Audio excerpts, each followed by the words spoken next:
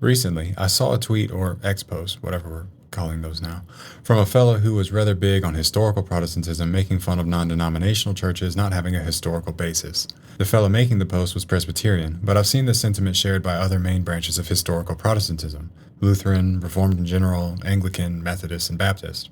And on the one hand, it's a valid critique, as one side has nearly 500 years of history, depending on the branch of Protestantism, and the other has sometimes at best 50. But is this symptomatic of some form of mere sibling rivalry, or does historical Protestantism actually have a leg to stand on, or some sort of superiority in this regard? That is the question I would like to explore today. So firstly, you'll notice I called it a sibling rivalry, as both are born from the same fathers of the Protestant Reformation. The same basic school of thought, with obvious nuances, governs both ecclesial bodies. This pattern of thinking can be summed up as follows. There is no living, indefectible magisterium. Therefore, Scripture alone is the infallible norm. Therefore, all other church authority is subordinate and reformable. All Protestant denominations are formed on this basis or assumption. We'll unpack the implications later, but for now, let's move on to where historical Protestantism and the more modern non-denominational churches differ.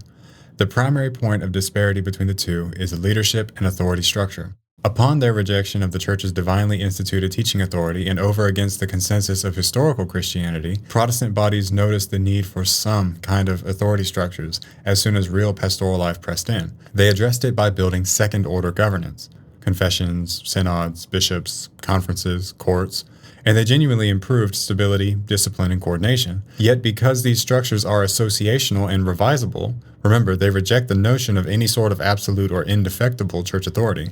The final court remains exit. Authority only binds those who consent to remain. And so, people congregated around whatever church body aligned with their own views or made the most sense in light of their understanding of Scripture. Whenever a member disagreed with their church on any given issue, they were free to find another that was more closely aligned with their own personal convictions, or even start their own churches and form new denominations. Many did, and thus the fragmentation continues to today. So fast forward 500 years, and we have some of these original church bodies still around, and we have the non-denominational crowd still around. Those who split from whatever church they started in and start their own church. Broadly speaking, the only essential difference between the two is historical establishment. The benefit of being around for 500 years is that you've had time to formulate and edit creeds and confessions, hammer down authority structures, and write all the fine print regarding ordination and local worship practices. Interestingly enough, many non-denominational churches are in the early stages of doing just that, especially the larger regional and global movements that are developing more and more concrete guidelines and structural developments to ensure uniformity across multiple local campuses. For instance, C3, the church that I was at prior to converting to Catholicism, had regional directors and regional boards, global directors and global boards, extensive networking and interconnectivity across numerous countries, and have accomplished at least basic doctrinal and liturgical unity across roughly 500 congregations in more than 60 countries. Now, numbers-wise, that may pale in comparison to some of the larger Protestant denominations. For instance, the United Methodist Church reported in 2022 nearly 30,000 congregations in the U.S. alone, with obviously higher global totals, though recent disaffiliations have reduced the U.S. number, which highlights how Protestant churches or denominational authority only applies to those who consent, but I digress, at least for the moment. On the other hand of the spectrum, the smallest of the long-standing historical denominations, the Reformed Church in America, founded in 1628, has about 580 congregations and just shy of 80,000 members. So I would argue that while non-denominational churches may shun the terminology and the connotations of being declared their own denomination, all of the standard criteria are met to be considered denominational in everything but name.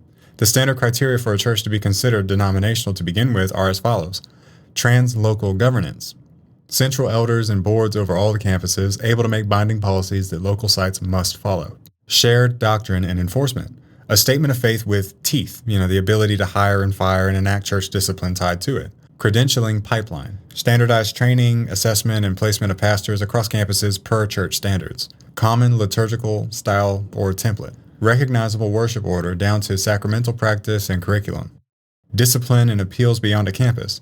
Leaders can be removed or instituted by the central authority. Members and pastors can appeal upward. Corporate institutional continuity, a global brand, legal entities, budgets, missions persisting beyond one leader.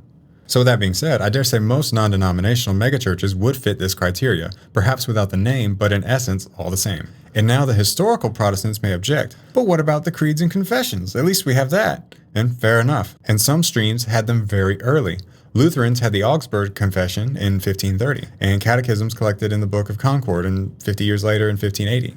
Anglicans had the 39 Articles in 1571, alongside the Book of Common Prayer. The Reformed in Scotland had the Scots Confession in 1560, well before the Westminster. So yes, in several families, the confessional backbone arrived early. But the point still stands about kind versus degree. Take the Presbyterian world, for instance. The Scottish Reformed Church operated for decades under the Scots Confession before the Westminster Confession of Faith became primary, roughly 87 years later.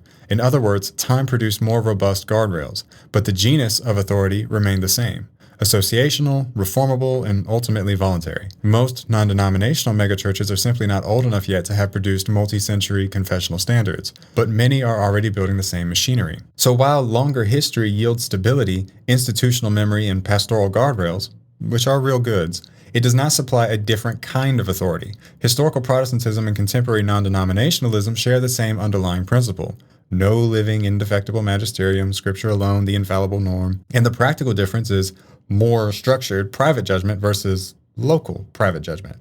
One moves more slowly and with more paperwork, and the other moves quickly and with less. But the final court of appeal is still the exit door.